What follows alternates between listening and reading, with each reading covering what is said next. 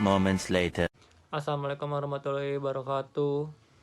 Di sini saya akan membahas tentang materi yang bertemakan pemeriksaan liabilitas jangka pendek. Ada baiknya semoga kita masih diberikan kesehatan oleh Allah Subhanahu wa taala. Amin. Ya, langsung saja saya di sini akan menjelaskan pengertian liabilitas jangka pendek. Apa sih pengertian liabilitas jangka pendek? Liabilitas jangka pendek merupakan kewajiban atau utang perusahaan kepada pihak ketiga. Pihak ketiga itu kayak seperti bank, contohnya ya.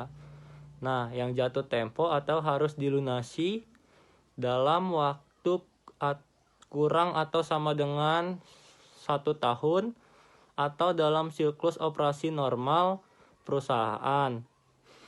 Nah, biasanya menggunakan harta lancar. Nah, harta lancar itu contohnya seperti kas, piutang, investasi, jangka pendek, persediaan, dan beban. Di sini saya akan menjelaskan contoh dari liabilitas jangka pendek. Banyak sekali contoh-contoh dari liabilitas jangka pendek. Di sini saya akan memaparkan sedikit saja dan memberi pengertiannya. Yang pertama itu adalah utang usaha. Utang usaha itu kewajiban atas pembelian barang dan jasa yang dilakukan secara kredit.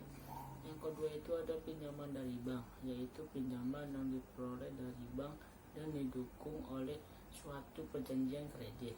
Yang ketiga itu ada utang dividen. Utang dividen yaitu bagian dari laba perusahaan yang diputuskan untuk dibagikan kepada pemegang saham. Yang keempat itu adalah ada utang bunga. Utang bunga adalah biaya bunga yang sudah terjadi dan belum dibayar yang harus diakui dan dicatat pada saat akhir periode pelaporan. Dan yang terakhir adalah utang gaji. Utang gaji yaitu kewajiban perusahaan untuk membayarkan gajinya kepada karyawan. Hal-hal yang perlu diperhatikan dalam melakukan audit. Hal-hal yang perlu diperhatikan dalam melakukan audit adalah sebagai berikut. Satu, kecenderungan perusahaan untuk mencatat kewajiban lebih rendah dari yang sebenarnya atau understatement of liabilities dengan tujuan untuk melaporkan laba lebih besar dari jumlah yang sebenarnya.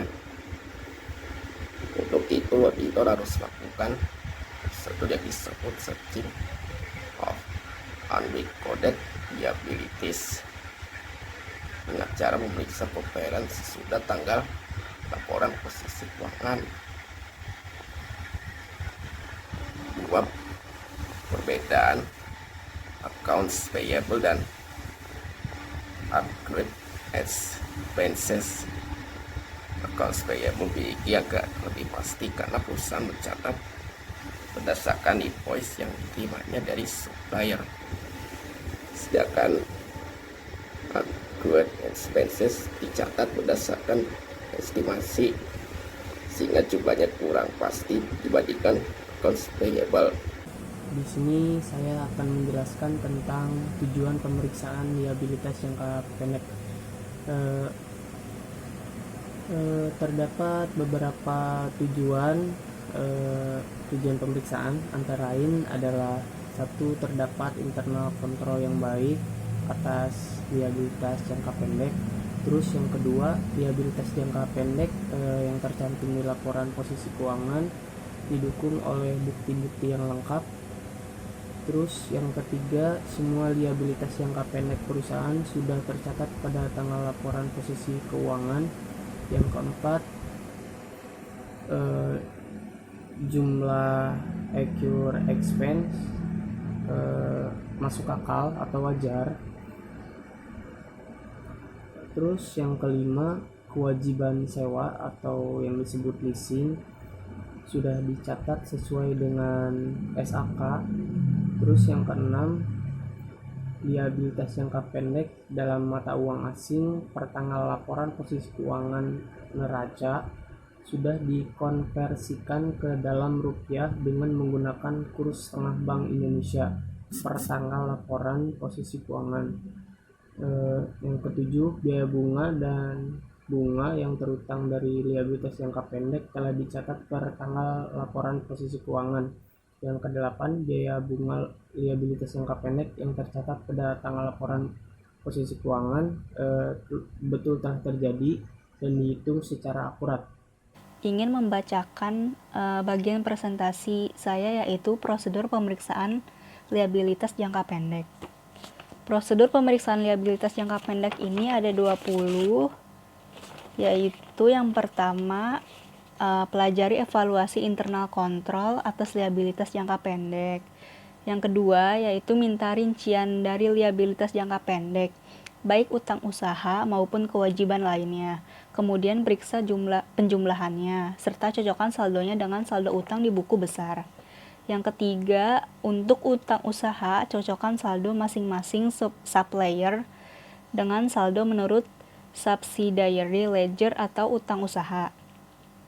Yang keempat, secara tes basis, periksa bukti pendukung dari saldo utang kepada beberapa supplier.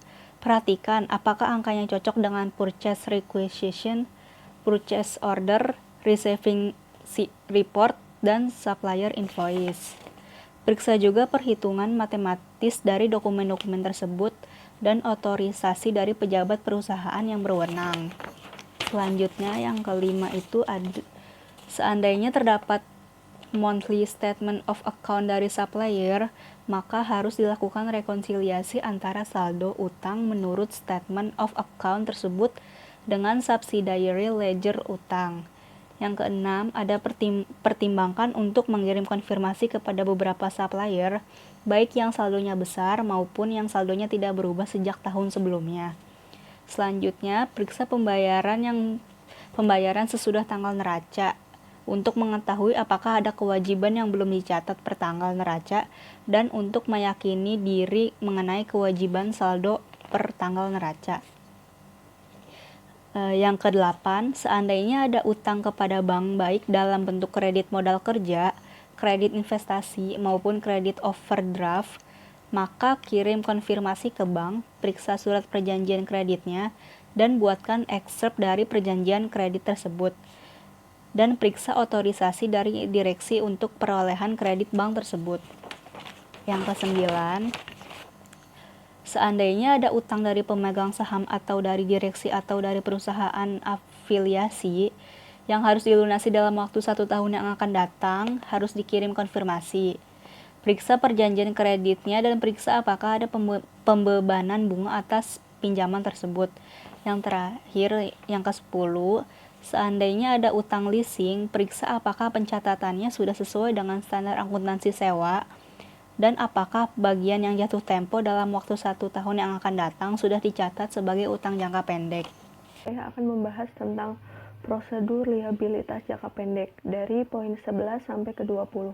Pada poin ke-11, periksa perhitungan dan pembayaran bunga. Apakah sudah dilakukan secara akurat dan tiap jumlah beban bunga tersebut dengan jumlah yang tercantum pada laporan laba rugi. Perhatikan juga pada aspek pajaknya. Pada poin ke-12, bila ada saldo debit dari utang usaha, maka harus ditelusuri apakah ini merupakan uang muka pembelian atau karena adanya pengembalian barang yang dibeli tapi sudah dilunasi sebelumnya. Bila jumlahnya besar, ini harus diakui sebagai piutang. Pada poin ke-13, seandainya ada uang muka penjualan bertanggal laporan posisi keuangan, periksa bukti pendukungnya dan periksa apakah saldo tersebut sudah diselesaikan di periode berikutnya, misalnya dengan mengirimkan barang yang dipesan oleh pembeli. Pada poin ke-14, seandainya ada kredit jangka panjang, harus diperiksa apakah bagian yang jatuh tempo 1 tahun yang akan datang sudah direklasifikasikan sebagai utang jangka pendek. Pada poin ke-15, bila ada kewajiban mata uang asing, periksa apakah saldo tersebut per tanggal laporan neraca telah dikonversikan dalam rupiah dengan menggunakan kurs tengah Bank Indonesia per tanggal laporan keuangan dan selisih kurs yang terjadi dibebankan pada laba rugi tahun berjalan. Pada poin ke-16, untuk utang PPh 21 dan PPN, periksa apakah utang tersebut sudah dilunasi pada periode berikutnya. Seharusnya utang PPh 21 dan PPN per 31 Desember dilunasi di bulan Januari tahun berikutnya. Sedangkan untuk PPh badan harus diperiksa apakah pada waktu mengisi dan memasukkan SPT PPh badan perusahaan telah membayar PPh 29 atau setoran akhirnya.